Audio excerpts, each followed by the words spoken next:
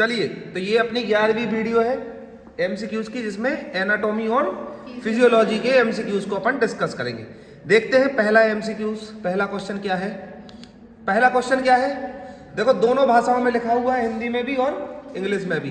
The process which white blood cells engulf pathogens known as, वह प्रक्रिया जिसके द्वारा श्वेत रक्त कोशिकाएं रोग जनकों को निगल लेती हैं, क्या कहलाती हैं? ऑप्शन देखिए। पहला ऑप्शन है फेगोसाइटोसिस, दूसरा ऑप्शन है एंडोसाइटोसिस, तीसरा ऑप्शन है डिफ्यूजन और चौथा ऑप्शन है ऑस्मोसिस। तो क्या होगा सही answer? So the right answer is option A, phagocytosis. देखो, फेगोसाइटोसिस होता क्या है वो भी देखो। वह प्रक्रिया है जिसमें कोशिकाएं, जैसे श्वेत रक्त कोशिकाएं, सूक्ष्म जीवों, मृत कोशिकाओं या अन्य कणों को निगलकर उन्हें खत्म कर देती हैं।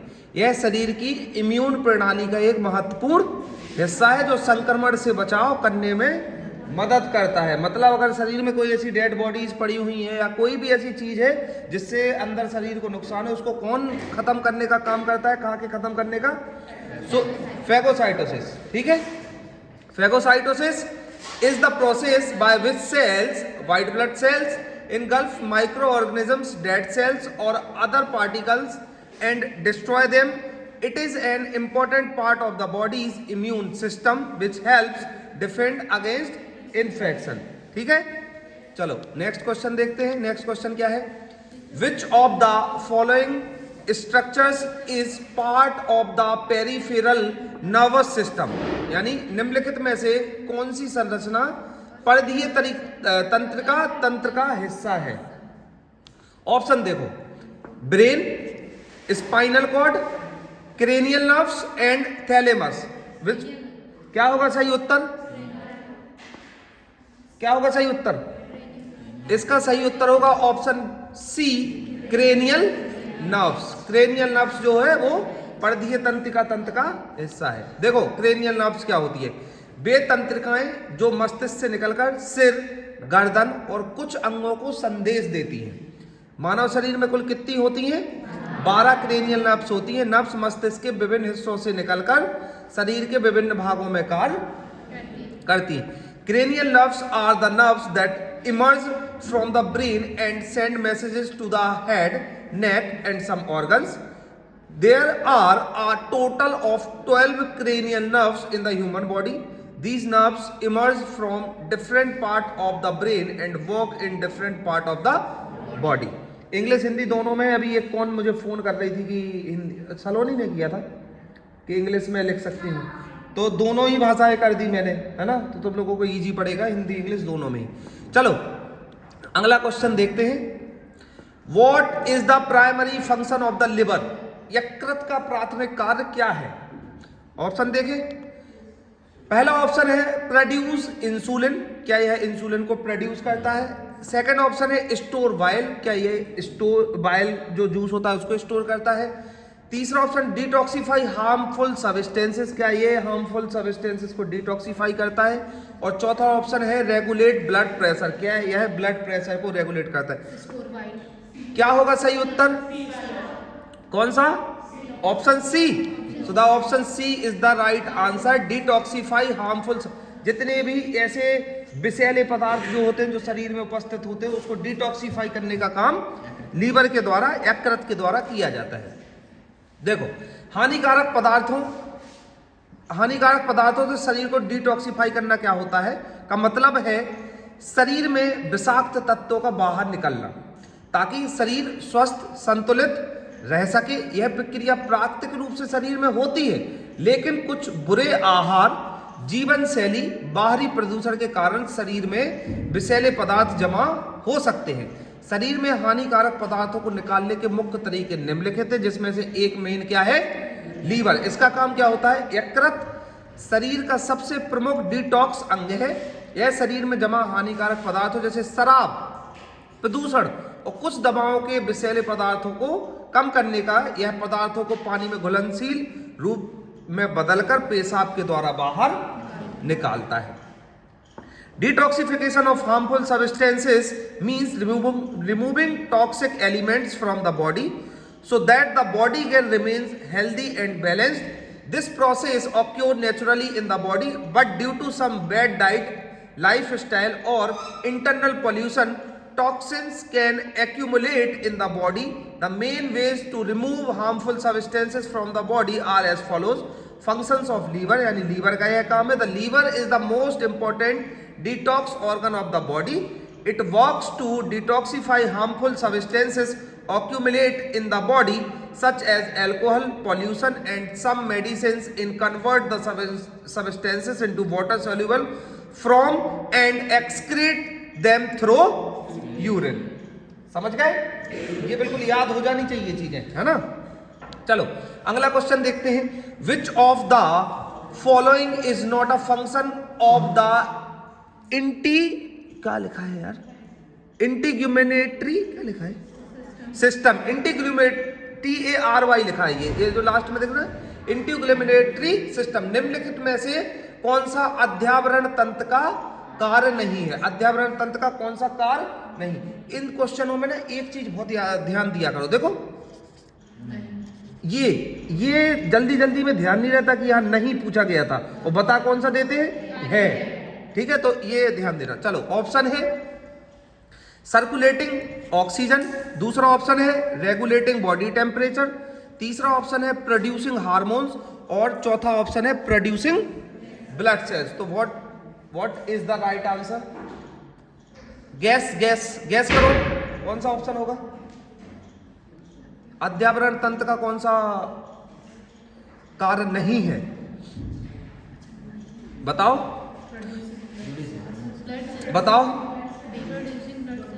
प्रोड्यूसिंग.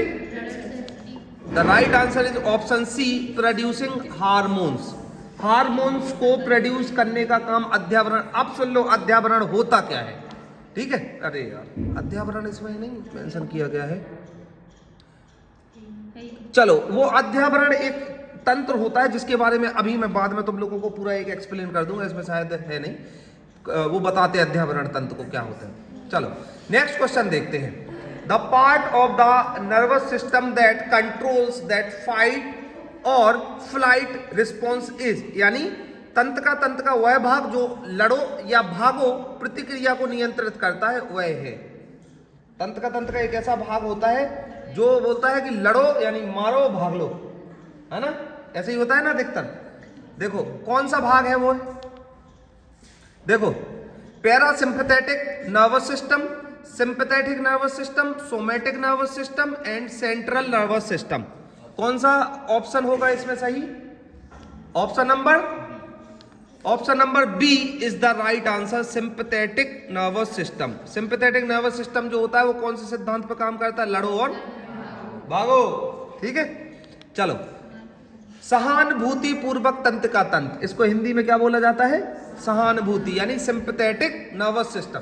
शरीर के स्वायत्त तंत्र का एक हिस्सा है जो शरीर की प्रतिक्रिया को तात्कालिक रूप से प्रतिक्रिया देने में मदद करता है. यह एकदम फास्ट डिसीजन देता है कि क्या करना है, तो बोले लड़ो और मदद करता है, खासकर तनावपूर्ण या आपातकालीन स्थितियों में. इसे अक्सर लड़ाई या उड़ान, फाइट और फ्लाइट प्रतिक्रिया के रूप में जाना जाता है, क्योंकि यह शरीर को आपातकालीन स्थिति में तुरंत प्रतिक्रिया देने के लिए तैयार करता है. The sympathetic nervous system is a part of the body autonomic nervous system that helps the body responds quickly, especially in stressful or emergency situation. It is often referred to as the fight and flight response because it prepares the body to respond immediately in an emergency condition. चलो अगला question क्या है? The process of blood clotting is known as, बहुत easy question है, answer करना. रक्त का थक्का जमने की प्रक्रिया को इस नाम से जाना जाता है. देखना. चलो ऑप्शन इज हीमोस्टेसिस, दूसरा is haemoglobin, third one is haematopoiesis and fourth one is haemolysis. The right answer is option A, haemostasis. इस प्रक्रिया में क्या होता है? ब्लड का थक्का, रक्त का थक्का जमता है. हीमोस्टेसिस क्या होता है? वह प्रक्रिया है जिसके द्वारा शरीर खून बहने को रोकता है, यानी रक्त स्राव को नियंत्रित करता है। यह शरीर की वह महत्वपूर्ण रक्षा प्रणाली है जो रक्त वाहिकाओं में चोट लगने पर रक्त को बाहर निकलने से रोकती है। हीमोस्टेसिस शरीर के विभिन्न तंत्रों द्वारा संचालित होती है और इनमें मुख्य रूप से 3 चरण होते हैं। ठीक है, कितने चरण हैं? 3 चरण है। देखो अब पहला कौन सा है? वैसो कंस्ट्रक्शंस, दूसरा है प्लेटलेट्स का सक्रियण और तीसरा है कोगुलेशन। ये तीनों क्या है? इसके चरण है हीमोस्टेसिस के। इन तीनों प्रक्रिया, जैसे ये वैसो कंस्ट्रक्शन से इसमें होता क्या है, जैसे अगर कोई चोट लगती है, जैसे इस तरीके से कोई रैप्चर हो गया, ये ऐसा हिस्सा बन गया, मान लो ये पैर था और इसमें ये ऐसा हिस्सा बन गया, ये यहाँ से अब ब्लीडिंग हो रही है। अब इसमें होता क्या है कि यहाँ पे कोशिकाओं को संकुचित करने का काम इस प्रक्रिया के अंतर्गत होता है। कोशिकाएं आपस में संकुचित होंगी और एक दूसरे की ओर अट्रैक्ट होके जो ये जो घाव बन गया है, ये जो घाव बना है, इसको क्या करने का काम करेंगी? कवर करने का काम करेंगी। समझ आई बात? तो इसको बोलते हैं वैसो कंस्ट्रक्शंस। अब प्लेटलेट्स का सक्रियण, अब प्लेटलेट्स क्या करेगी? इस घाव पे जितनी जगह बचे, देखो कोशिकाएं पूरे घाव को कवर तो कर नहीं पाएंगी, वो तो जितना संकुचित करने का काम कर सकती हैं उतना करेंगी, लेकिन जो बचा हुआ वो हिस्सा होगा वो उस पर प्लेटलेट्स आके एक आवरण बनाने का काम करेंगी और कोगुलेशन होगा, यानी ब्लड को वहां पे क्लॉट करके जमाने का काम करेंगे और जमे हुए ब्लड को परमानेंट हो जाए, उसके लिए 3 प्रोसेस होती है। चलो इंग्लिश में और देख लो। Hemostasis is the process by which the body stop bleeding, controls bleeding. It is an important defense system of the body which prevents blood from flowing out when there is an injury to the blood vessels. Hemostasis is driven by various mechanisms of the body and mainly consists of 3 phases. 3 major phases of hemostasis. First one is vasoconstrictions, second one is platelets activation and third one is coagulation. ठीक है, next देखते हैं। Next क्या है? The function of the kidney is maintaining haemostasis is homeostasis को बनाए रखने में गुर्दे का काम क्या है? मतलब किडनी का क्या काम है होमियोस्टेसिस को बनाए रखने में? देखो ऑप्शन सुनो। First one is regulating body temperature, second one is filtering waste and excess substances from the blood, third one is producing insulin and fourth one is pumping blood to the lungs. So what is the right answer? Option B is the right answer, filtering waste and excess substances from the blood. Next question देखते हैं। What is the largest part of the human brain? यानी मानव मस्तिष्क का सबसे बड़ा अंग, सबसे बड़ा भाग कौन सा है? कौन सा है? फर्स्ट ऑप्शन इज सेरेबेलम, दूसरा इज सेरेब्रम, तीसरा is medulla oblongata and fourth one is thalamus. तो द राइट आंसर इज क्या होगा? Option B is the right answer, cerebrum. Cerebrum सबसे बड़ा पार्ट होता है। सबसे बड़ा पार्ट कौन सा है मस्तिष्क का? सेरेब्रम। और सेरेबेलम में इसमें कंफ्यूजन होती है, तो आप हमेशा रखें जो छोटी स्पेलिंग है वो क्या है? सबसे बड़ी है। ठीक है, देखो सेरेब्रम क्या है? मस्तिष्क का सबसे बड़ा और सबसे प्रमुख भाग है जो हमारे दिमाग का अधिकांश हिस्सा बनाता है। यह तंत्र का एक महत्वपूर्ण हिस्सा है और यह मानसिक कार्यों, सोच, समझ, याददाश्त, निर्णय लेने, गति और संवेदी जानकारी को प्रसंस्कृत करने के लिए जिम्मेदार होता है। सेरेब्रम का आकार और संरचना व्यक्ति की मानसिक क्षमताओं और विचार प्रक्रियाओं से जुड़ी होती है। समझ गए? अब इसका क्या काम है सेरेब्रम का? इतने सब काम है, सोच समझ के काम करना। एक किसका काम है? Cerebrum. The cerebrum is the largest and most prominent part of the brain, making up the majority of our brain. It is an important part of the nervous system and is responsible for mental functioning, thinking, understanding, memory, decision making, movement and processing sensory information. The size and structure of the cerebrum are associated with the person's mental ability and thought processes. ठीक है? ठीक है, चलो next question देखते हैं। Which of the following is a function of the circulatory system? निम्नलिखित में से कौन सा परिसंचरण तंत्र का बताओ।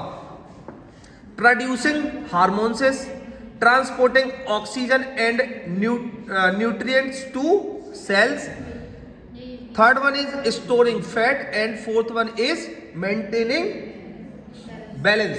कौन सा होगा सही उत्तर? Option B is the right answer, transporting oxygen and nutrients to cells. Live class भी चलाते तो तुम लोग आंसर दे सकते थे वैसे, है ना? चलो अब तुम लोग कितने बजे घर पहुंच जाते, कितने बजे फ्री होते हो, कितने बजे पहुंच जाते हो? 8 बजे आज एक लाइव क्लास चलाएंगे शाम को, ठीक है? 8 या 9 बजे? 9 बजे, 9 बजे, ठीक है? 9 बजे डन। सब लोग लाइव क्लास आएंगे। ये वाली वीडियो तक देखो 4-5 बजे तक डल जाएगी, लेकिन 9 बजे एक लाइव क्लास आएगी, ठीक है? उसमें मैं समय दूंगा आप लोगों को, उसमें आप लोग आंसर करने की कोशिश करना है ना, भले ही गलत होगा तो मैं बताता जाऊंगा कि गलत हो गया है। चलो नेक्स्ट देखें। नेक्स्ट क्वेश्चन है, what type of blood vessels carries oxygen rich blood away from the heart? किस प्रकार की रक्त वाहिका ऑक्सीजन युक्त रक्त को हृदय से दूर ले जाती है?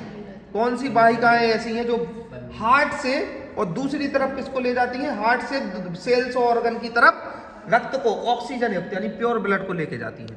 देखो, first option is arteries, second option is vein, third option is capillaries and fourth option is venule. कौन सा होगा? पक्का option A is the right answer, arteries. Arteries में हमेशा प्योर ब्लड होता है और वेन्स में कैसा होता है? इम्प्योर डीऑक्सीजनेटेड ब्लड होता है, ठीक है? चलो, धमनियां, आर्टरीज के बारे में देख लो। रक्त वाहिकाएं जो हृदय से रक्त को शरीर के विभिन्न भागों में ले जाती हैं, ये रक्त का परिवहन करती हैं और शरीर के प्रत्येक अंग में ऑक्सीजन और पोषक तत्वों की आपूर्ति करने का कार्य करती हैं।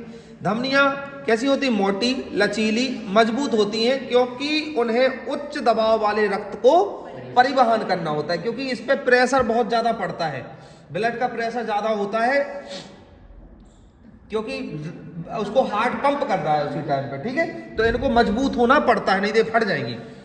Arteries are blood vessels that carry blood from the heart to different parts of the body. They transport blood and supply oxygen and nutrients to every part of the body. Arteries are thick, flexible and strong because they have to transport high pressure blood. Next देखें, the process of gas exchange in the lungs occurs in the, मतलब फेफड़ों में gas विनिमय की प्रक्रिया होती है, कौन से भाग में होती है? शाबाश, शाबाश लड़के।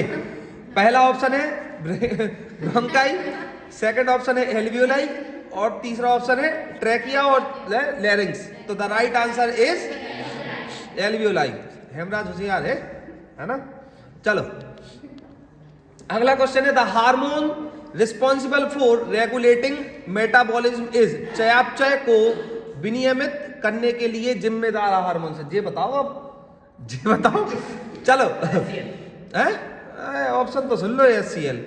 Option A insulin, option B thyroxine, option C cortisol and option D is progesterone. कौन सा है ऑप्शन सही? बताओ। The right answer is option B thyroxine, ठीक है? ठीक है, चयापचय प्रक्रियाओं को कौन जिम्मेदार होता है इसके लिए, विनियमित करने के लिए? थायरोक्सिन। देखो थायरोक्सिन क्या होता है, इसको किस और नाम से जाना जाता है? अब आप लोग समझ गए होंगे, जब भी किसकी थायराइड की जांच होती है तो उसमें 3 जांचें होती है, T3, T4 और TSH, ये तीनों होती है ना। तो हम बात कर रहे हैं T4 की। T4 जो होता है ये क्या करता है, एक महत्वपूर्ण हार्मोन से जो किसके द्वारा रिलीज होता है? थायराइड ग्रंथि के द्वारा उत्पन्न होता है। यह हार्मोन शरीर के मेटाबॉलिज्म यानी उपापचय को नियंत्रित करने में मदद करता है। शरीर के विकास, ऊर्जा उत्पादन और तापमान नियंत्रण में महत्वपूर्ण भूमिका। Thyroxine also known as T4 is an important hormone produced by the thyroid gland.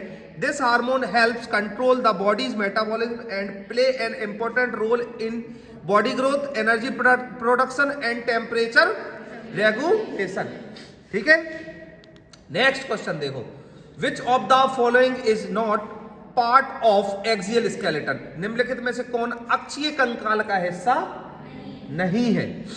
बताओ भैया, पहला ऑप्शन इज स्कल, दूसरा ऑप्शन इज वर्टिब्रल कॉलम, तीसरा option is rib cage and fourth option is pelvic girdle. The right answer is option D, pelvic girdle. देखो, अब pelvic ग्रिडल होता क्या, शरीर का एक महत्वपूर्ण अस्थि ढांचा है जो शरीर के निचले हिस्से को सहारा देने, निचले अंगों को जोड़ने का काम करता है। यह मानव शरीर में हिप क्षेत्र के आसपास स्थित होता है और यह शरीर के अन्य भागों से पैरों को जोड़ता है। पेल्विक ग्रिडल मुख्य रूप से 4 हड्डियों से मिलकर बना होता है। दो हिप बोन होती हैं और या कोस्टल बोन भी जिन्हें बोला जाता है, एक सैक्रम होती है और एक क्या होता है, कॉक्स। ठीक है, तो ये 4। The pelvic ग्रिडल is an important bony structure of the body that supports the lower part of the body and connects the lower limbs. It is located around the hip region in the human body and connects the legs to other parts of the body. The pelvic girdle is mainly composed of 4 bones, 2 hip bone or coxal bone, a sacrum and a coccyx.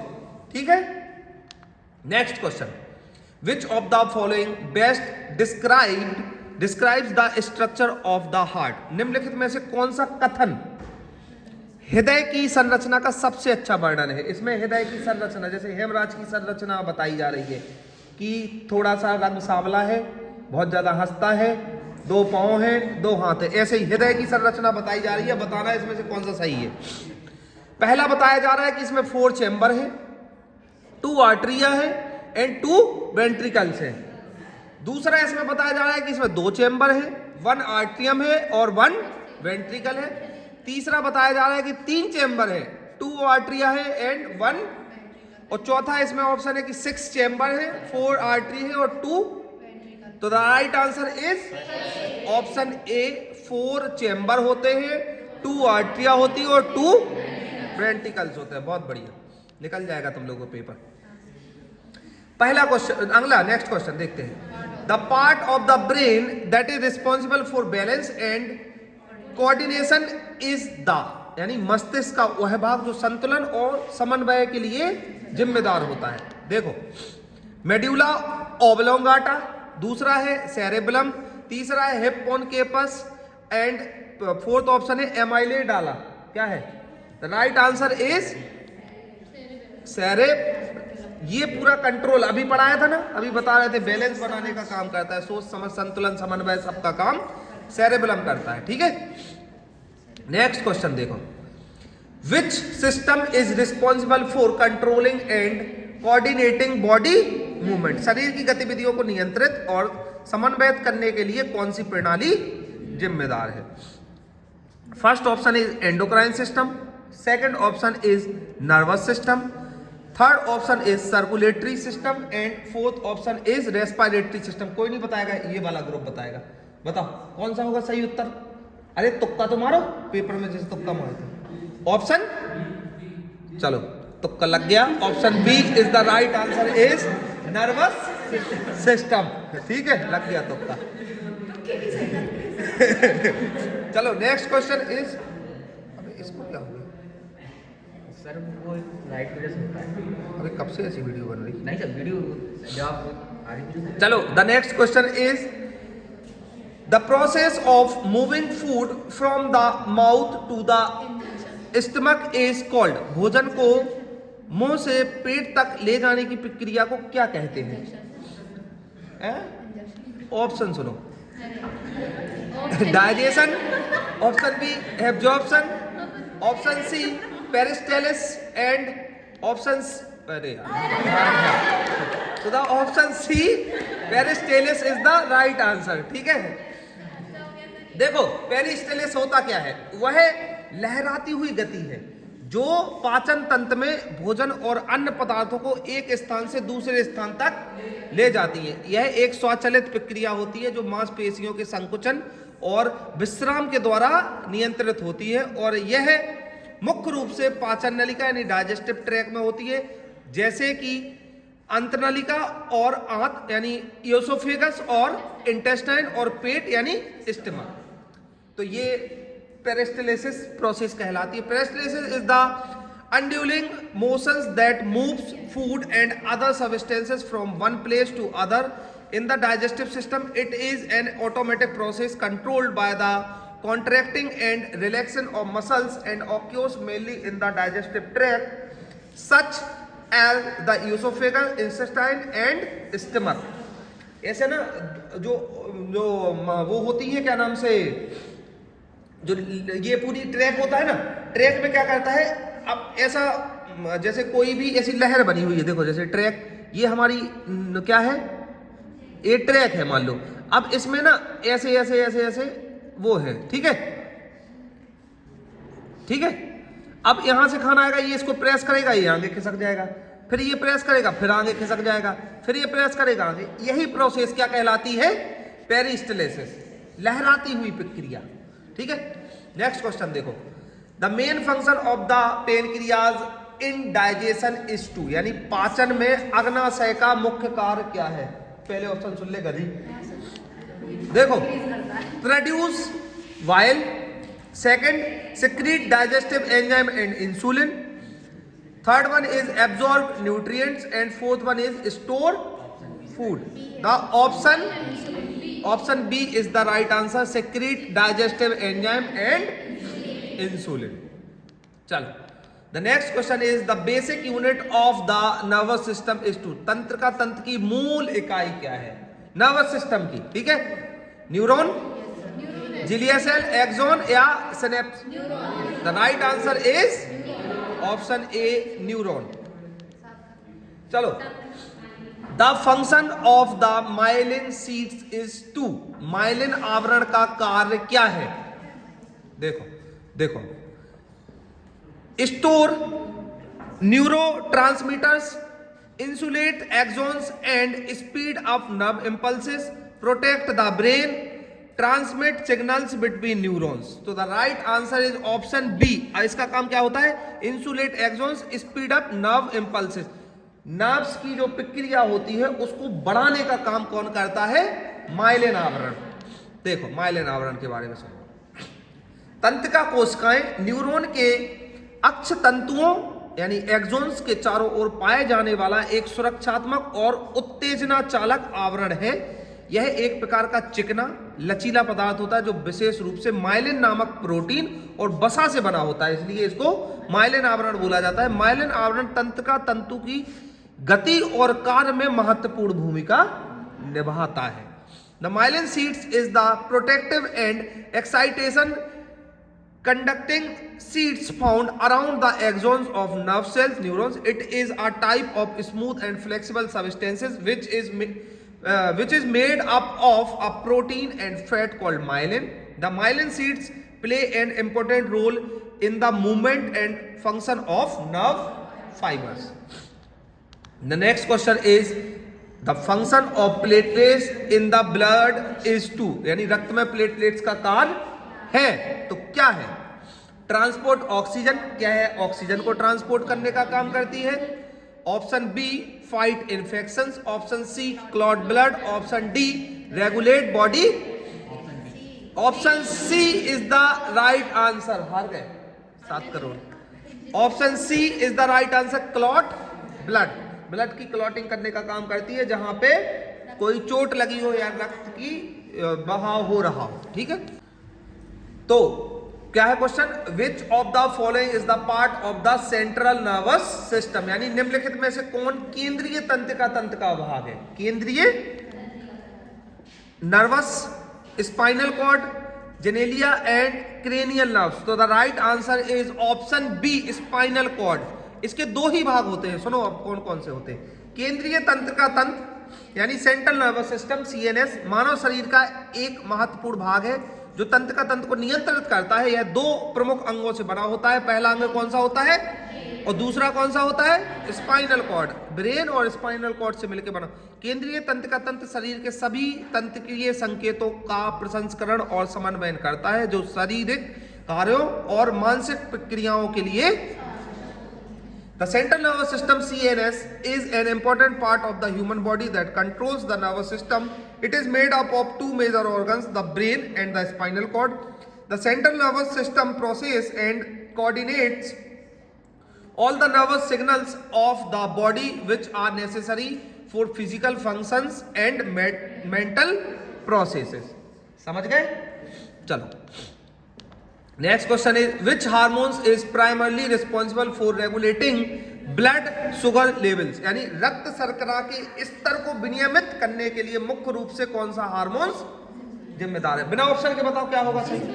चलो first option is insulin, second is adrenaline, thyroxine या estrogen. So the right answer is insulin. Insulin रक्त में शर्करा की मात्रा को नियंत्रित करने का काम करता है। और इंसुलिन कौन से ऑर्गन से रिलीज होता है? इंसुलिन पैनक्रियाज से रिलीज होता है। चलो next question, the primary function of the digestive system is to. पाचन तंत्र का प्राथमिक कार्य क्या होता है? Transport nutrients, break down food and absorb nutrients, store energy and regulate hormones. Option B, option B is the right answer, break down food and absorb nutrients.